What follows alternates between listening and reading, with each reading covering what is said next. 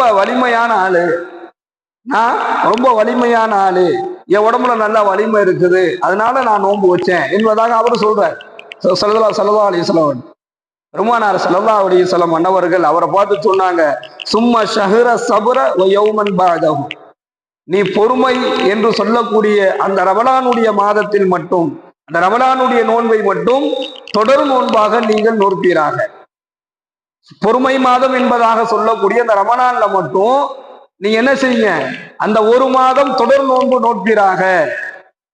வேற மற்ற மாதங்கள் இல்ல, ரமலான் அல்லாத மற்ற மாதங்கள்ல ஒரு நோன்பு, மாதத்திற்கு ஒரு நோன்பு, அதுவும் நஃபில் தான். மாதத்துக்கு வைக்கக்கூடிய நோன்பு அதுவும் நஃபில் தான், ஃபர்லா சுன்னத்தா அது வராது. மாதத்துல ஒரு நோன்பு, உபரியாக ஒரு நோன்பு, உபரியாக என்பது ஹதீஸ்ல சொல்லப்படுது. ஸல்லல்லாஹு அலைஹி வஸல்லம் அன்னவர்கள் திங்கட்கிழமை நோன்பு வைத்துள்ளார்கள், வியாழக்கிழமை நோன்பு வச்சிருக்கிறாங்க. அது அடிப்படையில் வச்சோம்னா சுன்னத்தாக கூட சுன்னத்தான நோன்பு.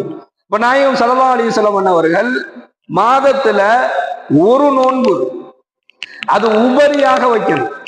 அந்த ஒரு நோன்பு, மாதம் ஒரு நோன்பு மட்டும் நீங்க என்ன செய்யுங்க, உபரியாக ஒரு நோன்பை வையுங்க என்பதாக நாயகம் ஸல்லல்லாஹு அலைஹி வஸல்லம் அவர்கள் சொன்னார்கள். அப்ப அவரு பெருமானாரை பார்த்து சொல்றாரு, ஆனா அக்குவா, நான் ரொம்ப வலிமையான ஆளு யார சூழல்லாம், என்கிட்ட உடம்புல வலிமை இருக்குது, நான் ரொம்ப வலிமையான ஆளு என்பதாக சொல்றாரு.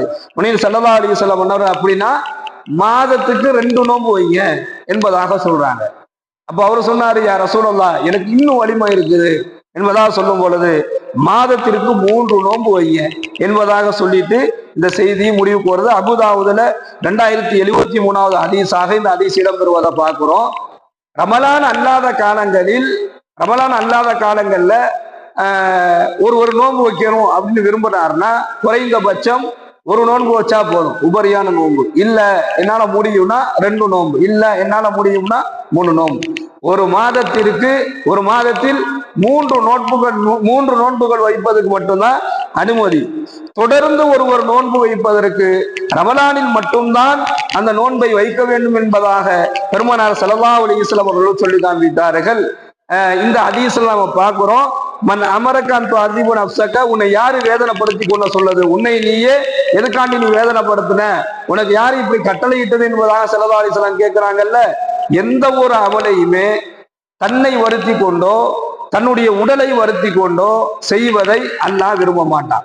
அப்படி எந்த அமல்களையும் அல்லாஹ் சொல்லி தரல, எல்லா அமல்களும் லேசாக அல்லாஹ் சொல்லி கொடுக்குறான். எந்த ஒரு இபாதத்தையுமே நம்மை நாம் வேதனைப்படுத்தி கொண்டு கஷ்டப்படுத்தி கொண்டு செய்யக்கூடிய இபாதத்துகள்